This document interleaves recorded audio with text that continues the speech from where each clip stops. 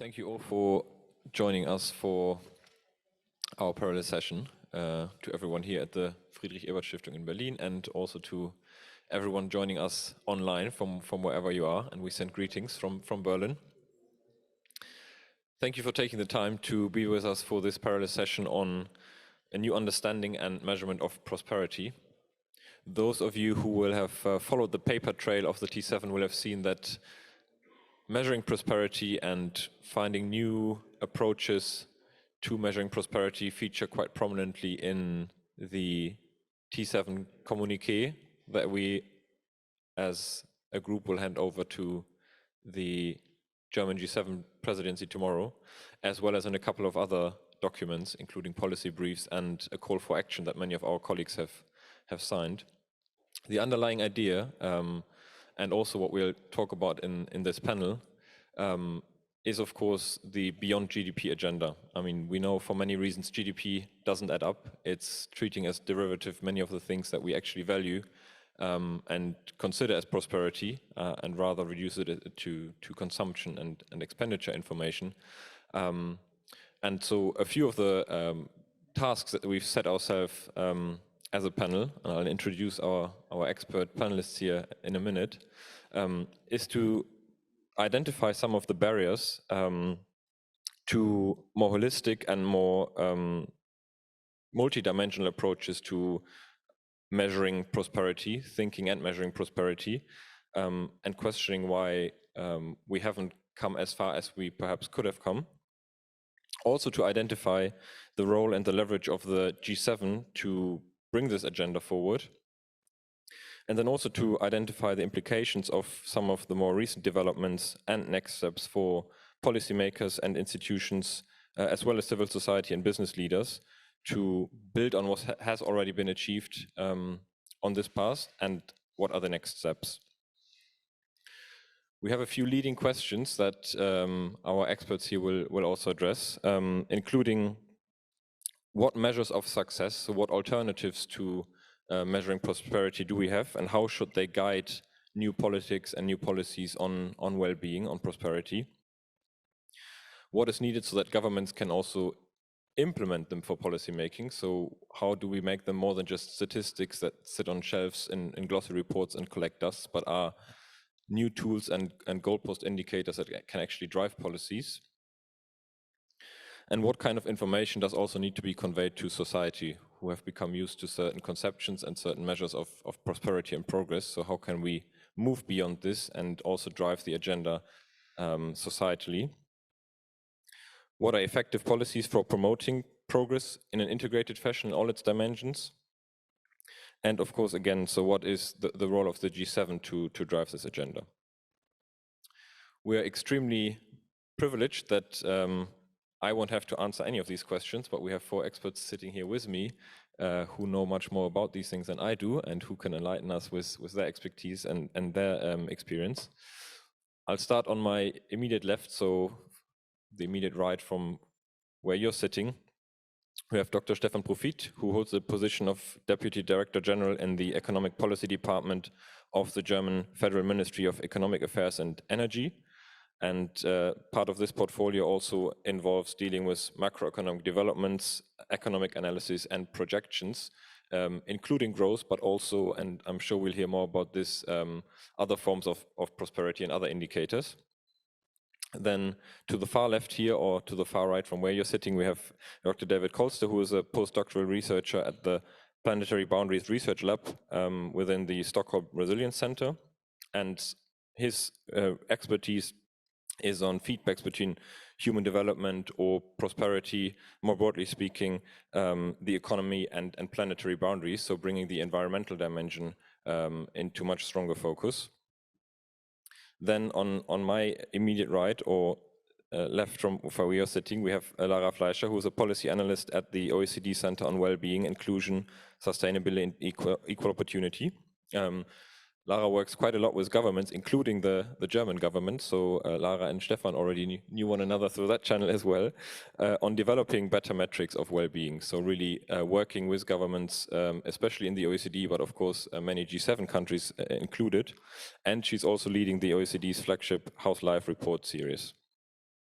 And then last but certainly not least, we have Richard Wike, who is the Director of Global Attitudes Research at Pew Research Center in Washington.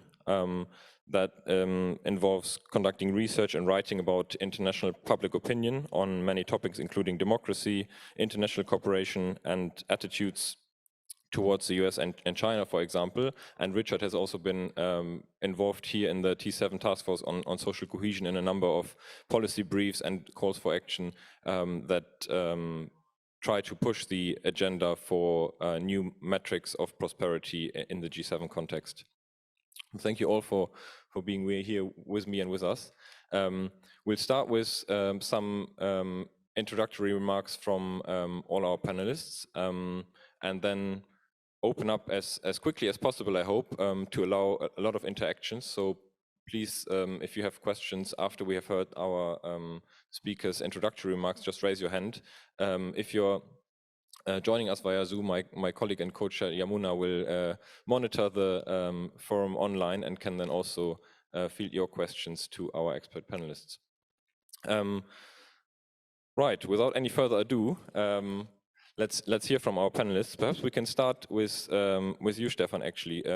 As someone who works within the German government, who has both the G7 presidency now and has also last year for the first time both pledged and then started to report on prosperity in more than one dimension. Where exactly do you see the role of Germany within the G7, and where exactly do you see German reporting as well as reporting in the G7 heading? Thank you, Jacob. Well, maybe to start first, I mean, if you look at the agenda of the German G7 presidency, it's on the first, the title is on a more equitable world. It's on sustainable planet, it's on health, it's on economic stabilization, it's on social cohesion and future investment. So that actually almost the agenda reads like a well-being indicator or metric almost. So I think what is important to note is that the approach to a G7 agenda actually covers all these dimensions of well-being, and this is not this is on purpose, I think, and this is, I think, a success of all those who are actually working towards a more holistic and more comprehensive political agenda, because as you know, I mean, the G7 started off as a Weltwirtschaftsgipfel, a World Economic Summit. It was once in the 70s, and now it has broadened to a real global agenda. I think, I mean, Jacob said, well, we started measuring well-being in the German government last year. This is not exactly right. I think we have these sustainable reporting since the beginning of 2000s at least, and there has been many government commissions who are responsible for implementing the SDGs as well, also in metrics. But what has been new, that we actually implemented a well-being metric in the economic report of the government, the annual report, which is a tradition that we answer to the Scientific Council of the Scientific Economic Council, and we give the answer and spell out our economic reasoning. And we focused mainly on GDP. That's also my job. I always have to defend GDP to a certain extent. But we decided also with the new government coming in that we want to broaden our agenda, and we want to actually, I mean, we're not using it as a monitoring instrument yet. In certain fields, like in climate change, there's good metrics, and that is used intensively in targets. But in this report, we basically started off with a communication tool, actually, and I think that's important also to feed that back to the G7. I think all our democracies are under pressure, and I think the way to communicate politics has come to a top level of priority. And we have to find a metrics, you know, as a tool of communication with the public, with citizens, to actually, you know, understand what is our goal, what are we pursuing as politicians, and what's actually the expectation of the population we face. Thank you. and I apologize for misrepresenting that the German government has, of course, reported on many well-being issues for many years. What I meant was, of course, the new reporting framework that you just mentioned. May I just very quickly follow up? So you've mentioned that there are some obstacles and that you also always have to defend GDP. I mean, in your experience and from where you're sitting, what would it take to drive the agenda forward, both for you as part of the German government and the team who is responsible for doing all of this work, but also to drive the agenda societally in Germany, in G7 countries and beyond?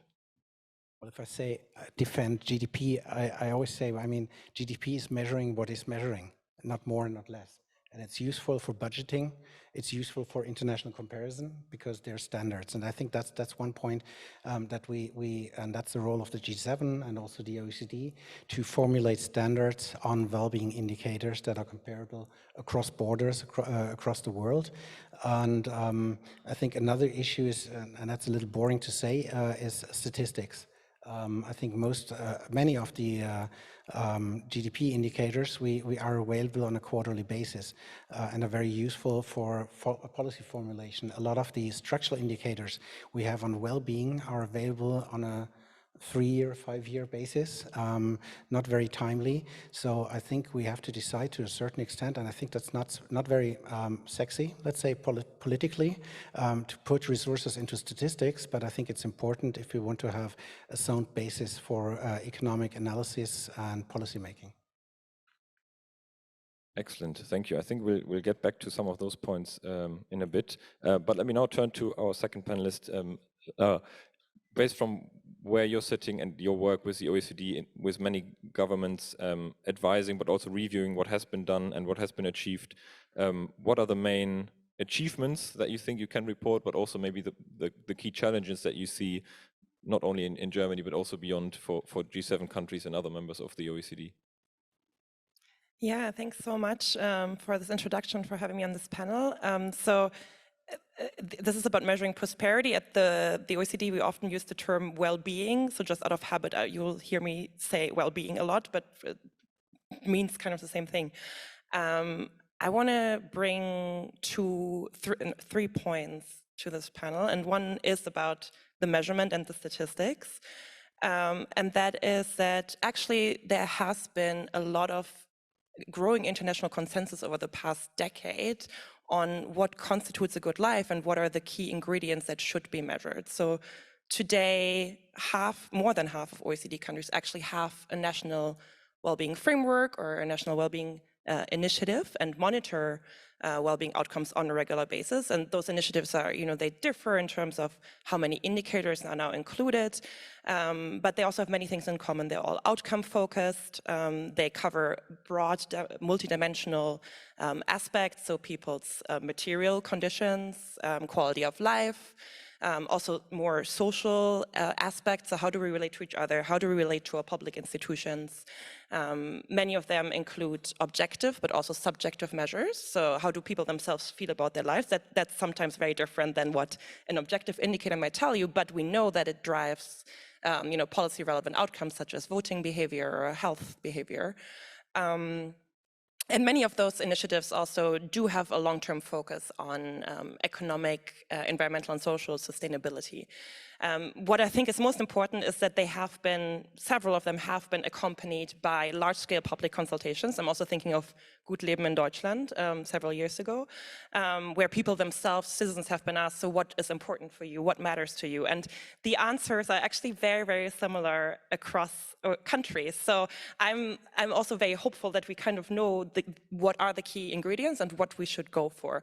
Of course, there's challenges in terms of still some data gaps, timeliness of indicators, as Stefan mentioned, but even there, I'm kind of hopeful and see good signs. So for example, for European countries, we now have, since last year, we now have annual comparable statistics on life satisfaction and trust in other people.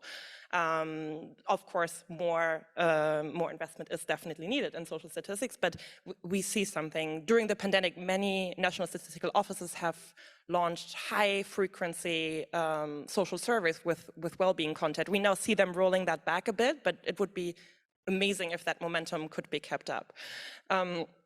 But my second point from this kind of this measurement focus is that measurement alone is not enough. We all know that we need more than just one other report, but this well-being evidence needs to be integrated into concrete policy decisions if it wants to ultimately, change people's quality of life.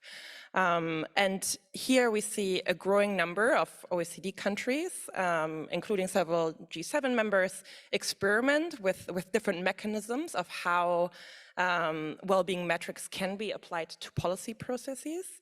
This is all, very experimental. It's at the beginning. No one has really figured out the one way this works well. There's many challenges, but this also means there's lots of opportunities for peer learning here. And just at the high level, some of the mechanisms we see is that countries either use multidimensional well-being frameworks for broad strategy, vision, objective setting. We see several countries experimenting with putting in well-being metrics into their budgeting processes. Some countries have launched or created new institutional structures that kind of give either an accountability or a coordination mechanism for well-being. And also importantly, an update of kind of our tools, our analytical tools is needed if we want to make, multidimensional well-being impacts of policies. Happy, to talk about them. There's also many challenges. I'm sure Stefan has also a lot to say about some of the very real challenges here. But there are, encouraging signs to kind of take the next step. And I always want to say that always talking only about the measurement and how difficult it is holding us back from taking that next step, because we have made progress on that, I think. And just as a very quick last point is that I want to make the case for prioritizing well-being, both measurement and policy application, also in times of crisis, including a pandemic or a war, because it's not just a nice add-on that you can, afford as a government to think about if everything else is going well. We really think this is good whole of government integrated policy making to begin with. And we see, right, like if there's distributional questions and well-being trade-offs when we think about who is affected by higher energy costs or inflation, on a longer term basis thinking like the low carbon transition will have well-being impacts as well. So it's important to kind of not let go of this agenda, especially at this time of the T7 and the G7. Thank you. Thank you. What I heard from both our first panelists was certainly the call for better statistics, more data collection. They're always, they're always easy, not very sexy, but important prerequisite for any better measurement that can then also drive policies. I was just wondering, Lara, because I know you've also done a recent study that compared the uses of these kind of indicators across countries. If you had any particular success stories where it has worked against the odds or because of certain architectures around it that were in place where complementing or substituting what we might otherwise have used GDP or comparable traditional indicators for to really inform and drive policies rather than just having a new statistics and another report that sits on a shelf. Sure. So I think what I find most exciting, I think, are the kind of attempts to change the budgeting process. Very much so, just because budgeting in and of itself is a process that's cross-ministerial and cross-governmental, right? It's about the distribution of resources and where you set your priorities. And that is where the decisions have been made on where you want to, put the well-being trade-offs. New Zealand is probably, the most famous example of having introduced the well-being budget, and they have changed their law. I think that's also really important, that some certain legislative changes have to be put in place if you want such an agenda to continue, beyond changing governments. Italy, by the way, has also changed its budget law. And then I think it's also very important to put incentives in place to encourage cross-governmental coordination. So again, in New Zealand, there's been, for example, they amended their Public Service Act to encourage joint ventures across certain departments are temporary, they report to one minister, but can like borrow from across different agencies to get together. And agencies there, when they were applying for the different budget priorities that the government had set, they were kind of they got kind of extra points if they were coming together beyond just one ministry. But it's very difficult to say, there's one success story, and because you used this point of evidence here, this outcome changed. I mean, that doesn't work in policymaking in general, right? Excellent, thank you. Yeah, I still already take away multi-sectoralism perhaps, and institutionalization in terms of legal framework seems to have worked in some places at least, so perhaps an inspiration also for others. We've already heard that things including surveys and opinion polls perhaps have informed measures within the OECD, in Germany, and many other G7 countries, of course. Richard, you work exactly on these kind of opinion polls. Where do you see the role for this kind of engagement, participatory research approaches that inform perhaps what we measure and how we make policies on prosperity in all its dimensions? Yeah, thank you. Thanks to the organizers for putting this great summit together. As you said, at Pew, we focus on public opinion. I direct the Global Attitudes Project at Pew, which studies public opinion around the world on a variety of different topics. So I thought I would talk just a little bit about public sentiment and how it might factor into these discussions about social prosperity and the role the public can play as we're trying to develop a new understanding of prosperity. And I was going to specifically talk about 4 different ways I think the public can play a role. One is at the conceptualization stage. 2 is at the design stage. 3 is at the measurement stage. And then 4, I think we need to think about the public as a stakeholder or as an audience as well. So I'll just briefly touch on all of those. When you think about conceptualization, I think many of the ideas that have been advanced around social prosperity in recent years, including Dennis, your idea working with Katerina Lima de Miranda on the SAGE framework, something like solidarity and agency, those kind of concepts, the public and citizens, I think, are very much at the heart of those kinds of ways of thinking about social prosperity. How do people think of themselves? How do they think of the world? Those are sort of central to how we think about these various components of social prosperity. So in our theorizing about it and developing models about it, I think we need to really think about the sort of subjective understandings that people have about their lives and about the world, and that needs to be part of how we conceptualize social prosperity overall. So there's a conceptual phase, and then I think you can move into the design phase of research as well and bring the public into that. I don't think we want the measurement of social prosperity to be a totally top-down process. You need buy-in from the public. In order to sort of get their support, you need to bring them in early on. But it's not just about buy-in either. I think it's about really doing higher quality research. And you're going to have better indicators if you consult with the public, as I think you referenced, Laura. And there's some good examples of this kind of thing.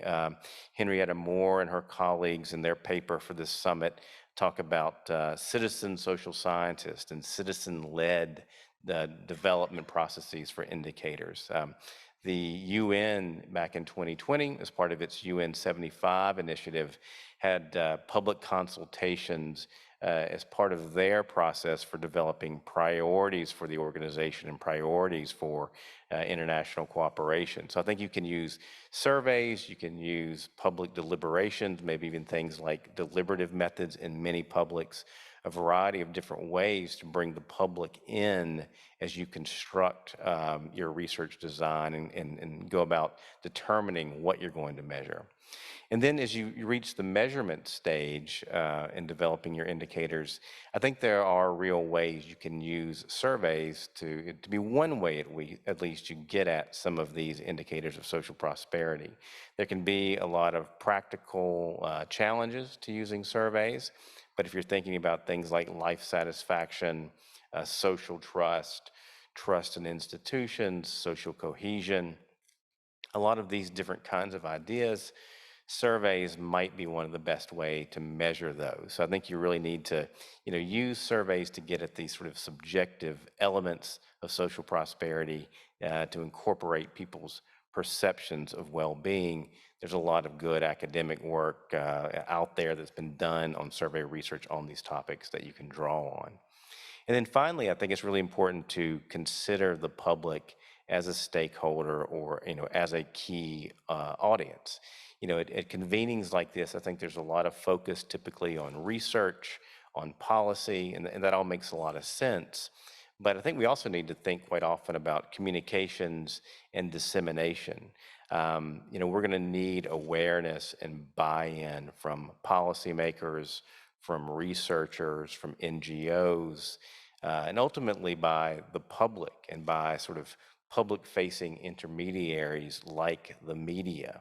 And if we really want to sort of change the conversation, I think, about prosperity, just doing good research is probably not going to be enough to do that. You're going to need a sort of strategic communications plan to target audiences and to effectively reach those audiences. So I think that needs to be part of the thinking about how we're going to transform the conversation around prosperity. So, to sum up, I think there's a general sense that our current measures of prosperity are inadequate, but, to transform that conversation about prosperity, like I said, I think we need to bring the public in, and that's going to be at all different stages along the way, conceptualization, research design, measurement, and then ultimately communication and dissemination as well. Maybe just on the last point, if I could quickly follow up on that, based on the polling and the surveying you've done, for example, on the communications aspect and on the buy-in of the public into new measures and what's important for them, do you see any challenges there in terms of this new understanding? Has this been achieved? Do we see that in what you research? Or is there more work to be done to first convey this in order then to also have legitimacy and scope to use it for policy making? Yeah, I think there's probably more work to be done, but there's probably models out there as well. Again, an organization like OECD, right, is very good at convening various stakeholders and educating them about new ways to measure things. Davos is taking place this week. If you look at the work that the World Economic Forum has done over time with Edelman on trust and their measurements of trust all around the world, that's been a pretty successful model in lots of ways of getting these discussions of trust into the public dialogue, updating the media every year on where trust stands in different institutions around the world. So I think there's a lot to do, but there probably are some models out there that proponents of, again, changing the conversation about social prosperity could draw on as far as effective ways to reach the media and other kind of public-facing intermediaries that are going to really, get the research out into a broader set of audiences. Great, thank you. David, you've done a lot of work on one thing that is often in the debate around many of the indices that we had traditionally, including GDP and others, but also a criticism that has been raised against some of the successes of GDP, including looking at human development and other kinds of metrics of prosperity, because they all, to some extent, leave out long-termism and the planetary boundaries that we face with necessity and have to think about and perhaps try to incorporate more consistently and coherently into how we think about and also measure prosperity. Where do you see the environmental dimension, the intergenerational dimension coming into all of these measurement approaches based on your work? That's a very good question, I have to say. So if we look at, I think a common metaphor that we are using within the planetary boundaries understanding is, this iceberg, where we have the top of the iceberg, which only consists of 10% that is above the surface. And that's kind of the indicators that we use today, or that's what we see immediately. It could be like unemployment rate, inequality today, and so on and so forth. But what we're forgetting here is just like you say, Jacob, it's of course the long-term trajectory. Where are we where are we coming from and where are we going? And to understand that, we need to go deeper and deep down below the surface of the iceberg, first to understand the trends that we're seeing. And from a planetary boundaries perspective, we look 250 years, 300 years back, of course, to the Industrial Revolution, and we see how a lot of well-being indicators, economic progress, GDP, and so on and so forth, has grown in parallel with increasing pressures on the planet. And we have now entered the Anthropocene, where the human pressures are so strong that we may undermine the well-being of future generations on the planet. So we need to, the methodological challenges of this is, of course, to in some way endogenize or integrate environmental pressures in what we call well-being. Because it doesn't really make sense to measure well-being and talk about well-being if that same well-being is undermining the situation for future generations to have a good lives. So I think this is a challenge that has been, for example, in the latest Human Development Report, we were working a bit on the background of different ways to integrate this. It's by the use of composite indices, which are, we discussed before, are a bit problematic because you have one number, and that means that you can kind of substitute economic progress with lesser pressure on the environment or more pressure on the environment and so on and so forth. But that's at least one way, I think, that we can integrate it and say that, yes, if we look at over the longer term, it doesn't look so good because we are in some way destroying the possibility for future generations to experience well-being.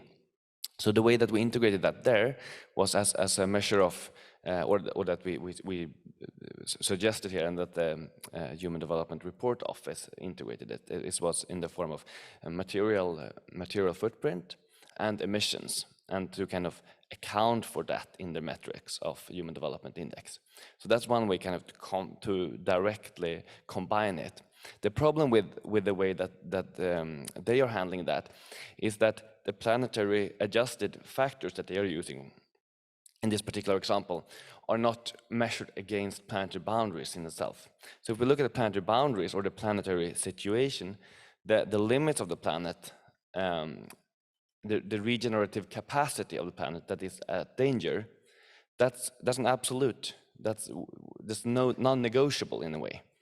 So when we try to measure well-being towards this and incorporate environmental dimensions, we need to also recognize then that incorporate them in a way that actually account or discount for the harm that we're doing on the planet. So I think that this is a very difficult thing to tackle. I know Jason Hickel has a measure called Sustainable Development Index, which again is a composite index that takes into consideration the real planetary boundaries.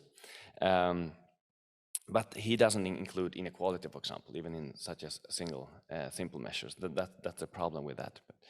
But other than that, I would ask the rest of the panel later as well, how do we do this in a way that makes sense? How do we, without oversimplifying, also include an environmental dimension? And then I don't mean that people live in a good environment or that their immediate environment is developing in a good way, which of course is important, but rather how do we incorporate the pressures on the planet that have the potential to undermine the well-being of future generations? How can we meaningfully integrate this in the metric that we're using today? I think that's a very, very good question. And then also I would like to, which I think all of us in the panel this far have raised, is that we measure what we value, we often say. We measure what we value, but we also value what we measure. And this has been the push, of course, for alternative measures of prosperity.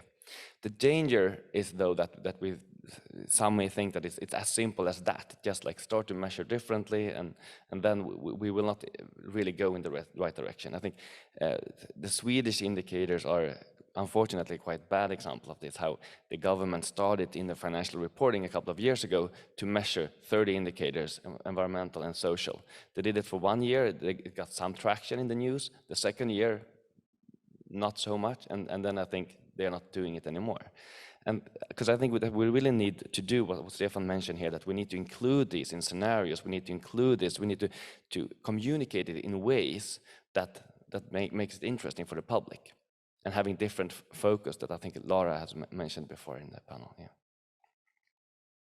Excellent. I think many challenges in particular for our practitioners, but perhaps also how to communicate these kind of things. I mean, we see at the moment that the German government, for example, has, especially the Green Party, has faced a lot of criticism and discussion on environmental policies and these trade-offs, revitalizing coal and all that, out of necessity to meet needs now at the cost of probably what you're now mentioning, perhaps the future. I'd like to now open up for questions from our audience, both here in the room and also online, of course. So if you have any questions or comments you'd like to raise for the panel to further discuss, please just raise your hand and then introduce yourself briefly and ask your question. Yes, please, yourself.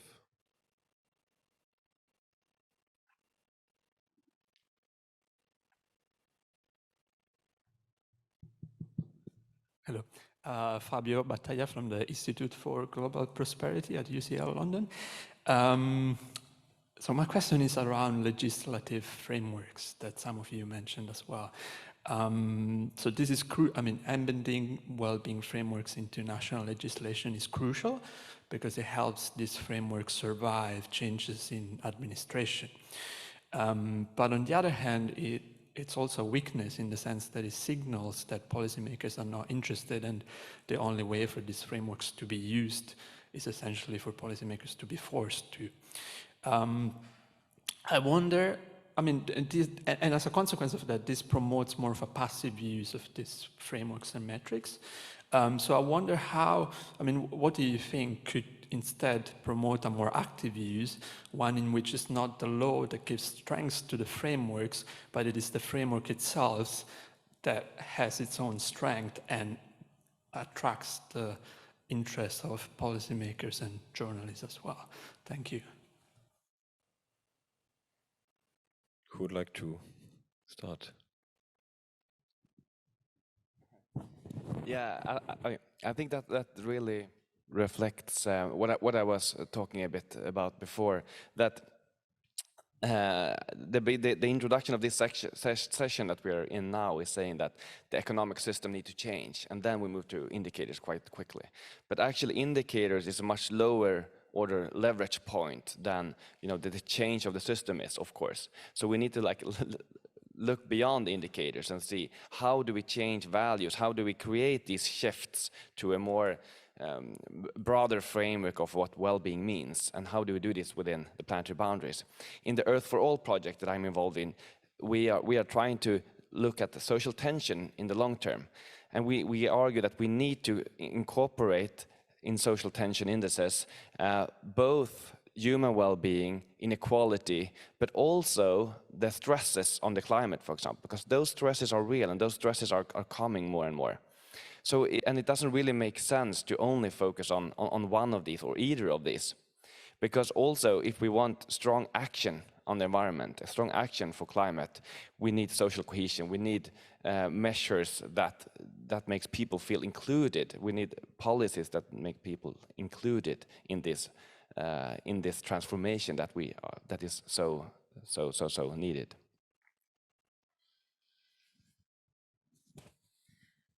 Thanks so much. That's actually, I hadn't really thought about it this way yet, so that's a really interesting view on legislative frameworks and that potential shortcomings of them.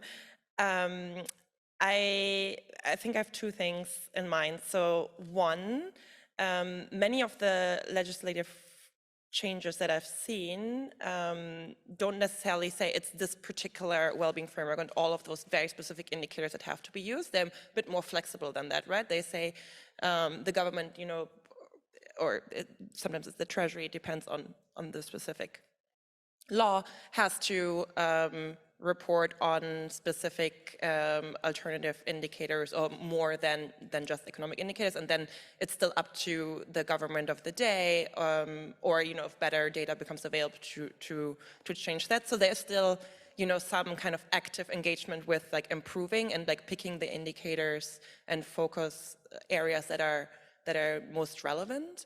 And then so that's my personal opinion. I don't have any problem with sometimes when change is hard because of very of structures that are kind of resistant to change or things the way that they have been done traditionally, I have no problem with putting in a law to incentivize change. I mean, we've seen that with like gender quotas on boards, etc. Right? Like that hasn't just happened because companies themselves wanted to do it, and depending on the context and country, right? So I think I don't have like a personal problem with that. One way of actively using frameworks is, I think, a lot of what Richard said and Stefan at the beginning as well, is that they can really be used if some policymaker or minister is skillful. They can be used for very good communication with the public, because a lot of those things that are in there are things that speak directly to people and that they can relate to much more directly. So I think that's something that's currently being underused and could be explored more. Thank you. Thank you very much. Really an excellent question, and I mean, it also picks up the point that Lara made before, how countries actually implement metrics of prosperity into their policy processes, and you went the whole way, so we just write it into a law, right? And I think that there's a real risk in it, and you can observe that in processes like, remember the Maastricht criteria. Once you fix numbers and make them hard political criteria, then they're open to, and now I have to be careful, to certain influences. So they you know, so you just change the numbers in a way, and it serves your interest. And I think that's a real danger. I think that's why we really need these prosperity metrics to complement political processes, but they cannot replace political decisions. They have to be taken democratically, and that makes it so difficult. And in particular, I mean, the question you ask, if you want to have political decisions, democratic decisions, how do we ask those who are not on the planet yet?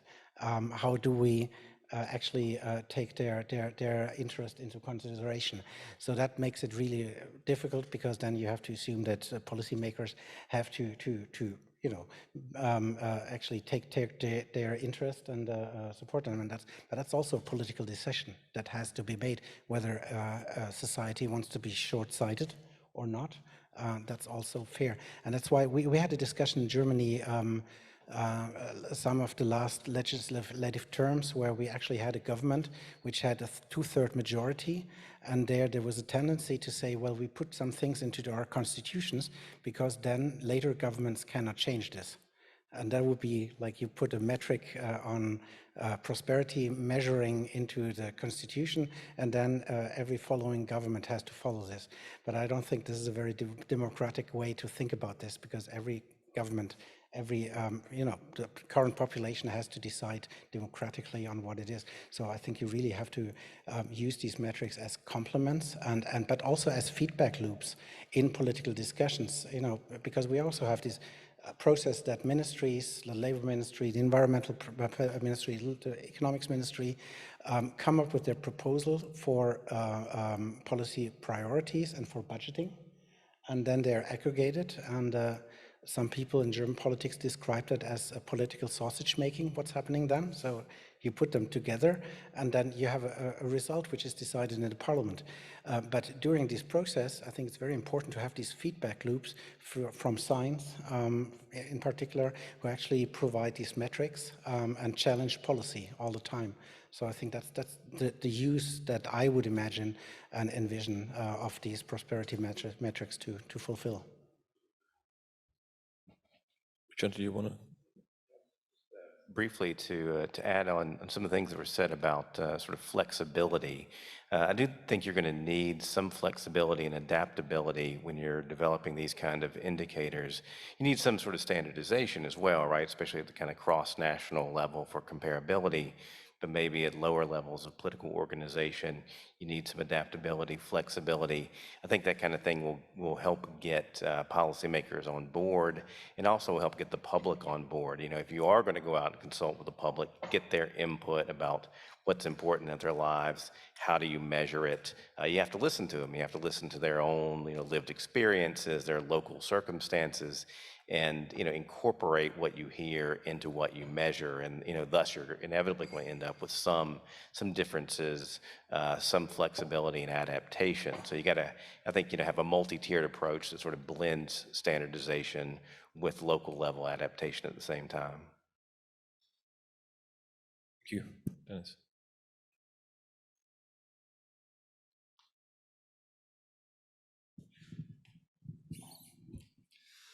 A comment that Stefan Profit made right at the beginning, I think should really be taken to heart, which is that GDP statistics are available, comparable across countries and across time on a quarterly basis.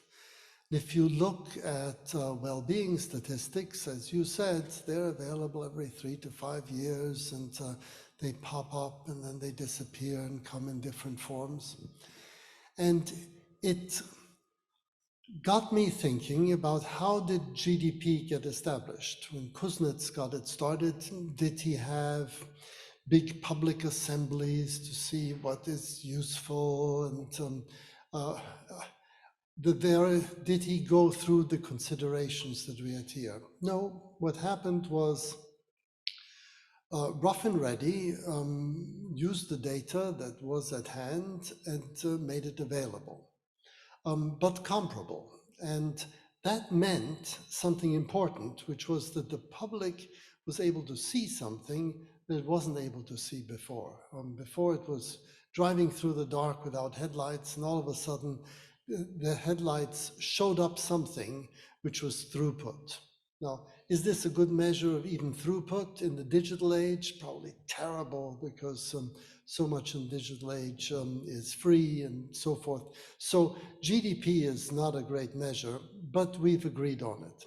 So what I'd like to ask the panel is the point that you made, Richard, about standardization.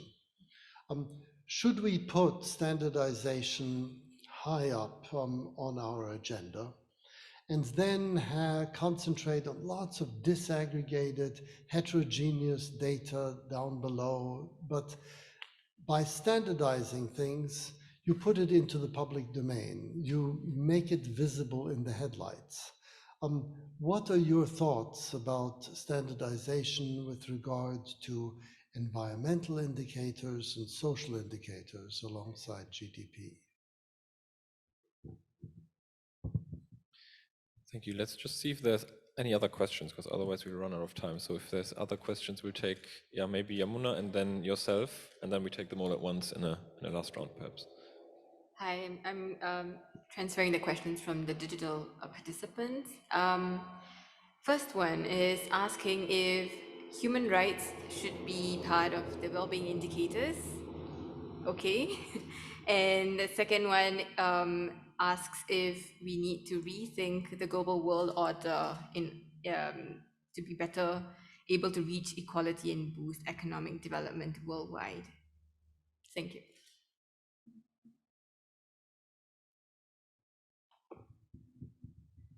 I would just like to add something to what Mr. Snower said. Do we restrict ourselves also in our wish to count things and making them or quantify them? So is it, I wanted to compare, like, it has to bubble up to a global level so that we are convinced everybody sees the same things.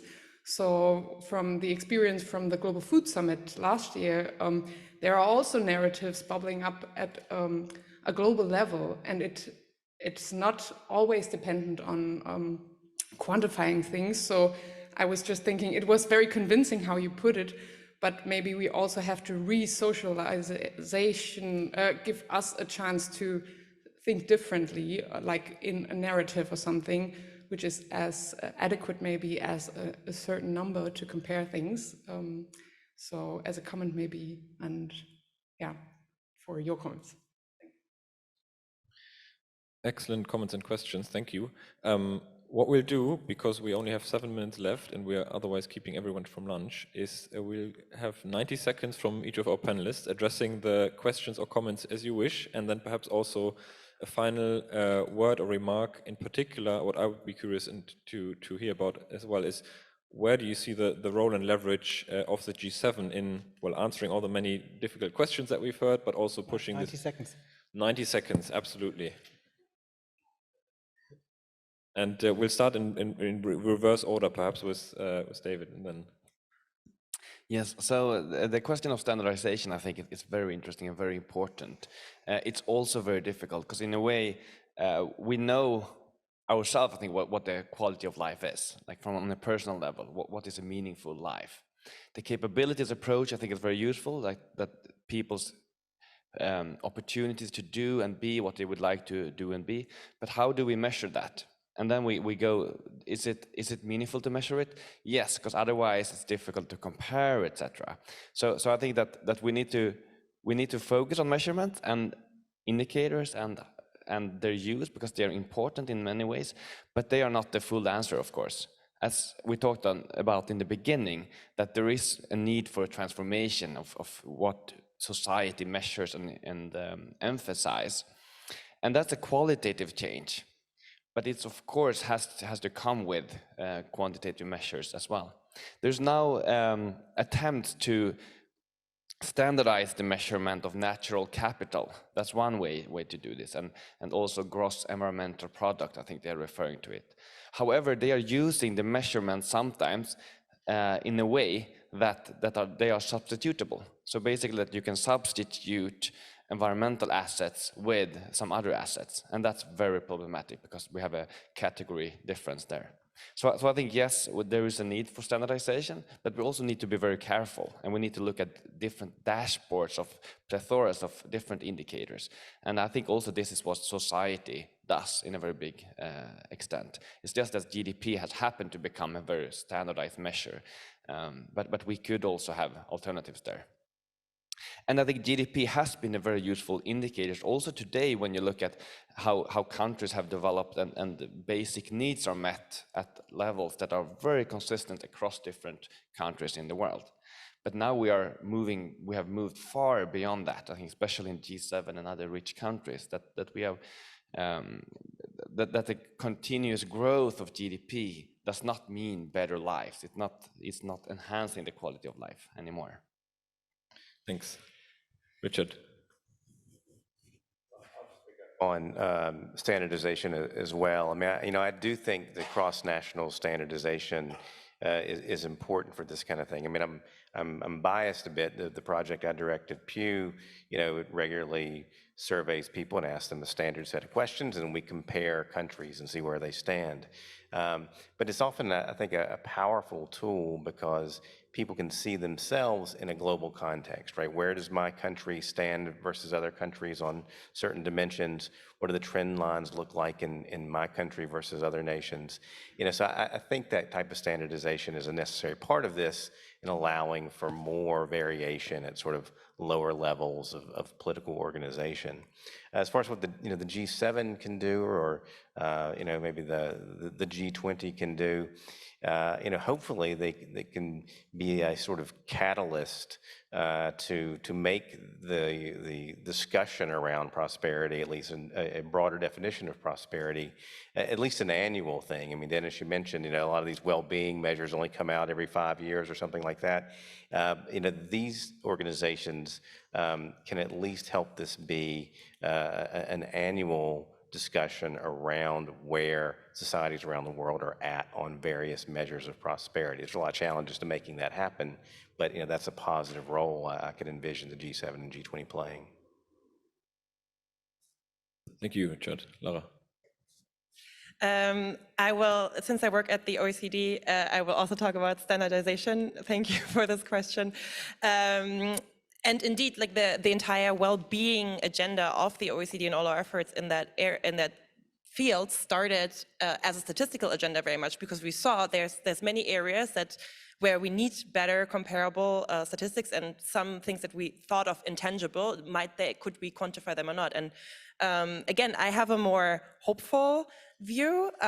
We have written several measurement guidelines as the OECD over the past 10 years, ones on subjective well-being, trust in institutions and others, and they have, it takes time, but again, national statistical offices around the OECD have started to collect them often on an annual basis now. So I see, it's still not quarterly, but I see a lot of progress here. We're working on thinking about how to standardize or first get an overview of what countries are doing in terms of population mental health measures now, and also things like social connections. So yeah, I think I think the standardization is on the way, but I also think that, and this is also something that Stefan said at the beginning, that costs money. National statistical offices, or wherever the official data collector in the country is, needs that investment. And yeah, I think it has been said that statistics are not sexy. I think they're very sexy. They're really important to prioritize, and I think that's where I want to end. But I think it's, yeah, I would say I'm hopeful. Not everything is only available every 5 years. Thank you for that optimistic note. And Stefan? Well, thank you. On standardization, I think I can agree on everything that has been said. But I mean, if you look at the inequality issue, how that has evolved over the last 20 years. I mean, nowadays we have agreed indicators on inequality. You can also communicate about a Gini index with the public, and people understand, or some people at least understand what you're talking about. So that shows that we actually have a standardization, and there are other fields, and also in environmental and climate protection field that we have very, very good indicators. Where we don't have good indicators, for example, is biodiversity. And that's maybe to your point, we need a narrative. I mean, I had a discussion with friends of mine who are involved in the EU discussions on taxonomy and biodiversity. And I told them, well, we have so bad indicators on biodiversity, just the bees and birds counting and stuff, but that's all. And they said, well, Stefan, just look around. You can see it, what's happening, and we cannot wait to act until we have the numbers. And they're right, and that has been said before. So don't let yourself hold up, and we need narratives. I think metrics are always helpful, but they're not everything, and they shouldn't hold back decisions if it's obvious what you have to do politically. Thank you. And with that, I thank and hope you will all join me in thanking our 4 panelists for their remarks and insightful contributions. And also thanks to all of you, of course, for being here, for your questions, comments, and the online audience.